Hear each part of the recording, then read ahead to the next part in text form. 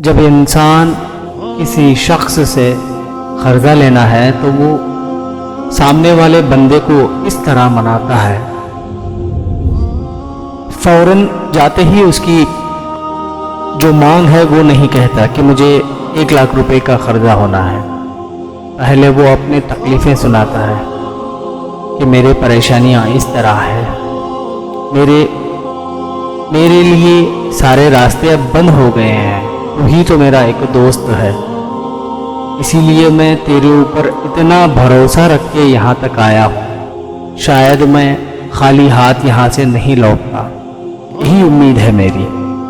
اب تیرے سوا اس دنیا میں میرا ہے ہی کون؟ اب اس کی تکلیفیں جتنی بھی ہوتی ہیں وہ سارے تکلیفیں اس شخص کو سناتا ہے، وہ اس انداز میں سناتا ہے کہ وہاں جتنے بھی لوگ ہیں وہ رو پڑے۔ لیکن جب رب کو راضی کرنے کا وقت آتا ہے، انسان اس کو راضی کرنے سے پیچھے ہٹ جاتا ہے۔ جب خود کی ضرورت کے لیے ایک بندہ دوسرے بندے کو راضی کر لیتا ہے، وہ اس طرح راضی کر لیتا ہے کہ مجبوراً اسے دینا ہی پڑتا ہے، وہ اس طرح بیان کرتا ہے۔ لیکن جب خداوند قدوس کو راضی کرنے کی بات آتی ہے تو انسان راضی کرنے سے 200 میل دور ہٹ جاتا ہے۔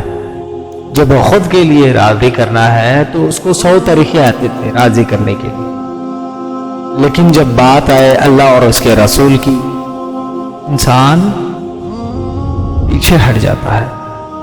صحابہ فرماتے ہیں حضرت سعد بن معاذ رضی اللہ تعالیٰ عنہ کا جنازہ نماز تھی۔ جب نماز جنازہ ہونے کے بعد قبرستان لے کے آئے تو بھی قبر تیار نہ تھی۔ حضرت سعد بن معاذ رضی اللہ تعالیٰ عنہ کے قبر تیار ہونے میں کچھ دیر تھی۔ حضور صلی اللہ تعالیٰ علیہ وسلم تشریف فرمائے اور ایک چھوٹی لکڑی اپنے دست مبارک میں پکڑے اور تھوڑا تھوڑا کر کے زمین کو ریدنے لگے۔ صحابہ فرماتے ہیں حضور زمین کو رید رہے ہیں، ہم سارے لوگ سرکار مدینہ صلی اللہ تعالیٰ علیہ وسلم کے گرد بیٹھے ہوئے تھے۔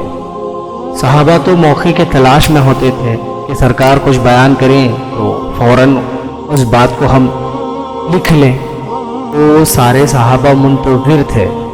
اب خاموشی اس طرح ہو گئی تو سناٹا ہو گیا، لیکن دل میں تمنا ہے کہ آقا کریم کچھ فرمائے، لیکن بولنے میں بہت دیر ہو گئی۔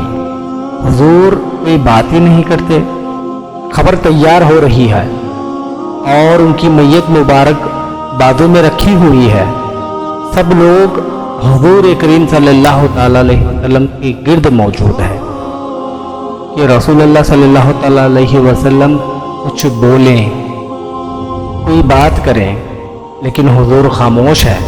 سب کے دلوں سے نکل رہا ہے کہ حضور کچھ بولیں۔ فرماتے ہیں بہت دیر بعد سرکار دو عالم صلی اللہ تعالیٰ علیہ وسلم چہرہ انور زمین سے اوپر اٹھایا۔ جب حضور چہرہ مبارک اٹھائے تو ہم نے کیا دیکھا کہ حضور کی داڑھی مبارک وہ آنسوؤں سے بھری ہوئی تھی۔ حضور کی داڑھی آنسوؤں سے بھیگ گئی ہے اور حضور نے 3 مرتبہ فرمایا قبر کے لیے تیاری کرو، یہ آخرت کے منزلوں میں سے پہلی منزل ہے، قبر کی تیاری کرو، یہ آخرت کے منزلوں میں پہلی منزل ہے، قبر کی تیاری کرو، یہ آخرت کے منزلوں میں پہلی منزل ہے، آخرت کے منزلوں میں پہلی منزل ہے۔ اس طرح 3 مرتبہ حضور نے فرمایا۔ صحابہ فرماتے ہیں کہ حضور کے آنسوؤں کا درد اس طرح تھا کہ شاید ہمارے مجمع میں کوئی ایسا شخص ہی نہیں تھا جو نہ رویا ہو، سارے ہی رو پڑے۔ چاہے تم کتنا بھی کما لو، ایک نہ ایک دن مرنا ضرور ہے، بس فرق اتنا ہے تو کوئی آگے تو کوئی پیچھے، لیکن جانا تو ضرور ہے۔ اس لیے میں کہتا ہوں کہ لوگوں کو راضی کرنے کے بجائے खुदावंदे इकता को राज़ी करो। अल्लाह ताला फरमाता है, महबूब मुझे जो कोई भी राज़ी करेगा वो भी मेरा महबूब है। अल्लाह फरमाता है अपने हबीब से कि महबूब मुझे जो कोई भी राज़ी करता है वो भी मेरा महबूब है।